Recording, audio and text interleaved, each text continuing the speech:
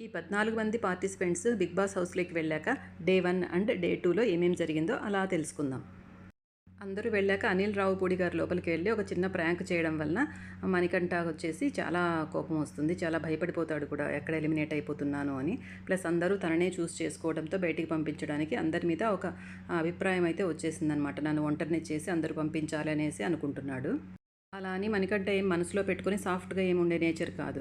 యాక్చువల్‌గా అందరి మీద ఒక మంచి అభిప్రాయం పెట్టుకున్నాడనమాట. ఛాన్స్ వచ్చినప్పుడు అందరికీ ఇచ్చి పడేసేయాలని ట్రై చేస్తున్నట్టున్నాడు. తర్వాత అందరూ వచ్చి ఎంత కన్విన్స్ చేయాలని ట్రై చేసినా, తనని కొంచెం కంఫర్ట్ చేయాలని చూసినా కూడా ఎవ్వరికీ లొంగకుండా నేను అందరితోనూ మాట్లాడగలను. ఇది బ్రెయిన్ టు బ్రెయిన్ గేము. నేను మాట్లాడగలను, కమ్యూనికేట్ చేయగలను అందరితోనూ. అది చిన్న కానీ, పెద్ద కానీ, ఆడ కానీ, మగ కానీ ఎవరైనా కానీ నేను బాగా ఆడగలనని అందరి దగ్గర ప్రూవ్ చేసుకోవడానికి, మాట్లాడడానికి ప్రయత్నిస్తున్నాడు. యాక్చువల్‌గా అది మంచి క్వాలిటీనే. బిగ్ బాస్ హౌస్‌లో ఉండాల్సిన క్వాలిటీనే అది. చూద్దాం రాను రాను రోజుల్లో ఎలా ఉంటుందో అతని బిహేవియర్ కానీ, పర్ఫార్మెన్స్ కానీ. నాగమణి కంట అన్నిట్లోనూ బాగా పార్టిసిపేట్ చేస్తాడనిపిస్తోంది. కంటెంట్ ఇవ్వడానికి బాగా ప్రయత్నిస్తున్నాడు. తన పాస్ట్ కూడా చెప్పనట్లుగా చెప్తున్నాడు. తర్వాత రోజు స్టోర్ రూమ్‌లోకి రేషన్ రాగానే ఇంక అందరూ కెవ్వుమనుకుంటూ వెళ్తారనమాట. ఓహ్! రేషన్ వచ్చింది. చాలా ఐటెమ్స్ పంపించారని చాలా ఎక్సైట్ అయిపోతారు ఆ ఐటెమ్స్ అన్నీ చూసి. అవన్నీ ఎలా సర్దుకోవాలి, ఎక్కడ సర్దుకోవాలి అనేసి అంటే ఫస్ట్ డే కదా వాళ్ళకి కొంచెం ఎక్సైటింగ్‌గా ఉన్నారనమాట. రేషన్ రాదు అని చెప్పి ఇంత రేషన్ పంపించినందుకు అది కూడా కొన్ని రోజుల వరకే ఈ రేషన్ ఉంటుంది మీకు అని చెప్తాడు బిగ్ బాస్. తర్వాత ఎర్న్ చేసుకోవాలని. సో దాన్ని ఎలా యుటిలైజ్ చేసుకోవాలని ఆ రోజంతా డిస్కస్ చేస్తూనే ఉంటారు. తర్వాత ఆ రోజంతటికి వండుకున్నది మాత్రం ఒకే ఒక కుక్కర్ చూపిస్తారు. ఆ కుక్కర్ దగ్గర కూడా చాలా డిస్కషన్ జరుగుతుంది. అది ఓపెన్ చేయడానికి కూడా నలుగురు, ఐదుగురు కావాలన్నట్టుగా బిహేవ్ చేస్తారు. ఆరెంజెస్ తీసి ఆడుకోవడంతో శేఖర్ భాషకి, సోనియా ఆకులకి చాలా పెద్ద గొడవ అవుతుందన్నమాట. చిన్న విషయాన్ని చాలా సాగదీసి ఇద్దరు వాళ్ళ పర్ఫార్మెన్స్ అయితే బాగా కంటెంట్ అయితే ఇచ్చారు.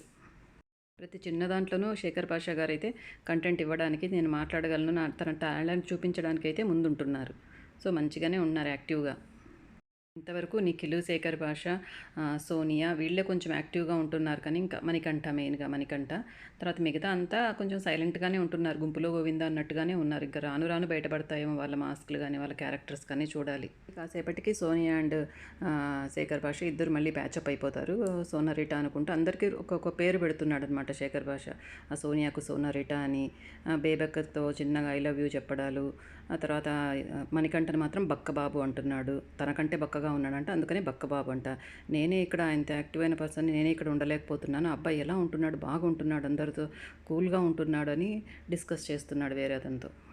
ఈవినింగ్ 6:30 అయిన తర్వాత బిగ్ బాస్ వాళ్ళకొక టాస్క్ ఇస్తాడనమాట. పట్టుకుని ఉండేటి వదలకండి అని ఒక టాస్క్ ఇస్తాడు. ఈ బజర్కి అక్కడ సంచాలకు వచ్చేసి ఒక వీల్ తిప్పుతాడనమాట. అక్కడ ఏ కలర్ ఆగితే ఆ కలర్ థ్రెడ్ని కట్ చేస్తూ ఉంటారు.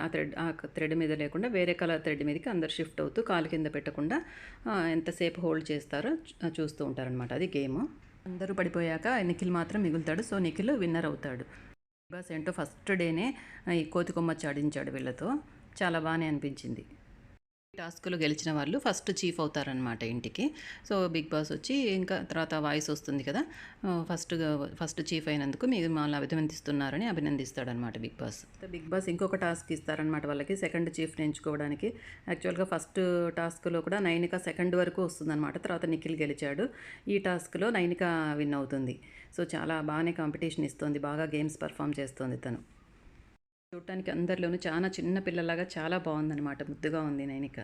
అన్నీ అయిపోయాక కిరాక్ సీత, మణికంఠ, తర్వాత నైనిక కూర్చుని మాట్లాడుకుంటూ ఉంటారు. ఆ కిరాక్ సీతని ఎప్పుడు ఏదో నిఖిల్ ఏదో ఒకటి అంటున్నట్టుగా తను ఫీల్ అవుతోంది.